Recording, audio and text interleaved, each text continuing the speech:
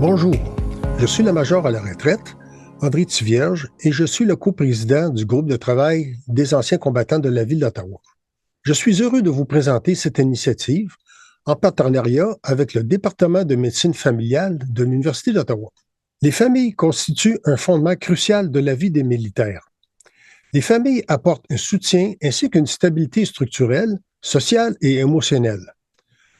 Le concept de soutien aux familles des militaires a été développé en 1987 avec le projet de programme de soutien aux familles, qui s'est matérialisé par des centres de ressources pour les familles des militaires qui fonctionnent depuis lors dans toutes les bases des Forces armées canadiennes au Canada ainsi qu'à l'étranger. Dans les années 80, lorsqu'ils ont développé pour la première fois les services étaient axés sur les familles vivant dans le périmètre de la base dans des logements familiaux. Aujourd'hui, 80% des familles ne vivent plus dans des logements familiaux sur la base. Elles vivent désormais au sein de l'économie locale et les conjoints poursuivent leur carrière de leur côté. Dans le spectre des 7 domaines du bien-être, nous ne pouvons pas oublier que les familles passent également par la transition de la vie militaire à la vie civile. Aujourd'hui, nous allons parler du soutien aux familles des militaires et de la manière dont les services aux familles des militaires peuvent vous aider en tant que praticien à fournir des soins de santé aux familles des anciens combattants. Vous découvrirez les services de santé en ligne, le programme pour les familles d'anciens combattants et certaines ressources clés. En outre, nous aborderons la triste réalité des mythes et des faits dépassés concernant les patients anciens combattants qui peuvent conduire à des stéréotypes négatifs. En discutant avec nos experts, nous découvrirons également la nature proactive des services de santé des Forces armées canadiennes, leur programme de prévention, de promotion et d'éducation en matière de santé qui, parallèlement aux services de soins de santé traditionnels, aident à traiter les problèmes avant qu'ils ne deviennent sérieux. Ne vous laissez pas décourager d'accepter des vétérans comme patients. Sachez qu'il existe de nombreux services pour vous soutenir tous les deux. Merci beaucoup et bon épisode. Bonjour, je suis le docteur Jean-Marc Lafleur, médecin militaire basé à la BFC Kingston. Je suis le lieutenant-colonel Rob Warren. Je suis officier supérieur d'état-major non médical au siège des ports canadiens des services de santé à Ottawa. Je fais la plupart de mon travail à distance d'Halifax. Colonel Warren, monsieur, c'est un plaisir de vous recevoir sur le balado. J'aimerais commencer par une question générale. Dans le cadre de notre mission qui consiste à fournir des soins de santé à nos militaires, quel est le rôle du médecin-chef de la base? Le médecin-chef de la base, je suppose que la meilleure façon de le décrire pour les non-militaires serait de le décrire comme le médecin en chef ou le chef exécutif de la direction d'une base. Une base ou une escadre des forces canadiennes. À ce titre, le médecin-chef de la base est responsable d'un certain nombre de choses, notamment de la prestation des soins de santé de haute qualité aux membres en uniforme de l'équipe des FAC. Il est également chargé de conseiller le commandant de l'unité des services de santé, l'hôpital de la base et le commandant de la base, ainsi que de s'acquitter de certaines autres tâches, car il est responsable des inspections sanitaires préventives qui doivent être effectuées quotidiennement sur la base. Cela comprend les ateliers de barbier, les cuisines, les ateliers de peinture, etc. C'est un portfolio assez large que le médecin-chef de la base doit porter. Donc, vous êtes essentiellement chargé de superviser tous les aspects de la santé et des soins de santé pour la force en uniforme?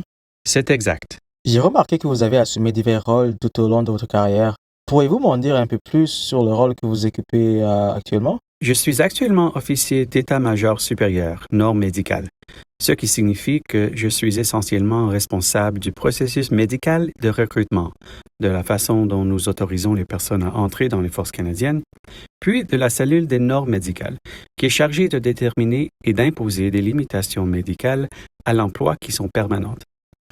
Il s'agit de ce qu'on appelle 4P, ou catégorie médicale permanente, qui est envoyée à Ottawa pour être examinée. Souvent, les termes ou contraintes à l'emploi pour raisons médicales qui en découlent vous permettent d'être libéré des forces. Mais d'une manière ou d'une autre, elles restent permanentes dans votre dossier. Enfin, je suis responsable des normes médicales au niveau national en termes de politique. J'ai également une cellule hors Canada qui autorise les militaires à servir à l'extérieur du Canada. Il s'agit d'un service non déployable. Il s'agit d'affectation dans ces pays comme la Lettonie ou l'Allemagne, dans des contextes non opérationnels. où les militaires amènent souvent leur famille pour 2 ou 3 ans. Donc, vous vous occupez des personnes avant qu'elles s'inscrivent dans les Forces armées canadiennes, pendant qu'elles sont dans les Forces armées canadiennes, si elles ont des blessures permanentes qui doivent être prises en compte, et vous les sélectionnez également pour les affectations internationales, ce qui représente une charge de travail assez importante. En tant que médecin et plus particulièrement en tant que médecin militaire, sachant le nombre de dossiers que vous devez voir, pourriez-vous nous parler un peu plus des mythes courants qui entourent les anciens combattants, des choses comme les maladies mentales et les troubles liés à la consommation d'alcool, d'autres substances, ce genre de choses? Oui, c'est une excellente question, Jean-Marc. Pour être franc, avant de commencer ce projet, je n'étais pas vraiment conscient de certains mythes, uniquement parce que nous les voyons jusqu'au moment où ils ne portent plus l'uniforme et qu'ils retournent dans les communautés où ils vivent ou où ils ont décidé de s'installer pour leurs installations finales. Donc, je n'ai pas toujours suivi cela. J'ai été très intéressé de constater que certains médecins de famille du pays ont l'impression que tous les militaires sont violents, souffrent de symptômes de SSPT, c'est-à-dire le stress post-traumatique, ou ont des problèmes d'alcool. J'ai donc été assez surpris d'entendre cela, principalement parce que ce n'est pas l'idée que je me fais des anciens combattants. En fait, je trouve que les anciens combattants sont généralement un groupe assez tenace. Je pense qu'il est difficile de généraliser à propos des populations, mais je dirais que la plupart des gens, après plusieurs années de service, sont tout à fait capables de naviguer dans une bureaucratie complexe, de faire avancer les choses au jour le jour. Le simple fait d'aller chercher des pièces pour son uniforme ou de régler un problème X ou sa demande de rémunération demande un peu de ténacité et d'organisation et exige d'essayer continuellement d'atteindre son objectif. Et je pense que la plupart des militaires qui quittent les forces armées ont cette capacité innée. Ils ont également tendance à être très respectueux. Ils ont tendance à comprendre les règles, car ils ont passé la majeure partie de leur carrière à suivre des règles. Je pense donc que c'est une caractéristique inhérente aux militaires. Dans les médias, on entend souvent parler des personnes qui se battent pour les droits des personnes souffrant de stress post-traumatique ou qui disent que nous ne prenons pas soin des anciens combattants. Et vous savez, je dirais que les autres spécialistes de la santé mentale qui sont intervenus ont probablement discuté du SSPT et de la fréquence de ce trouble dans les forces armées. Et bien qu'il soit probablement plus élevé que dans la population civile, je ne pense pas qu'il soit aussi massif. La plupart de ces personnes ont reçu d'excellents soins avant de quitter les forces armées. Et heureusement, en tant qu'ancien combattant, si vous partez avec un grave problème de santé mentale, vous bénéficiez souvent d'un excellent soutien de la part d'ACC, c'est-à-dire Anciens combattants Canada également. Je pense donc que pour le médecin de famille moyen, ce n'est pas un obstacle. Je pense que la plupart du temps, vous héritez d'une personne respectueuse, allumée et motivée qui voudra généralement, dans la plupart des cas, suivre vos directives pour aller mieux et se sentir mieux. Tout à fait. C'est également l'impression que j'ai eue ici. La grande majorité des anciens combattants qui quittent notre base sont des personnes engagées qui ont vraiment à cœur de rester en bonne santé. Au cours de la dernière décennie, voire de la dernière décennie et demie, l'armée s'est attaquée à l'alcoolisme en réduisant la consommation d'alcool dans les équipes. De très nombreux programmes ont été mis en place. Je pense que l'armée que j'ai rejointe au milieu des années 80 est complètement différente aujourd'hui. Nous ne vous déployons pas sur le terrain et ne vous donnons pas accès à l'alcool. Toutes les opérations menées à l'étranger se déroulent sans alcool et la vie de groupe, qui était autrefois une composante très importante du service militaire, pour des raisons probablement positives et négatives, a vraiment diminué dans l'ensemble des forces armées.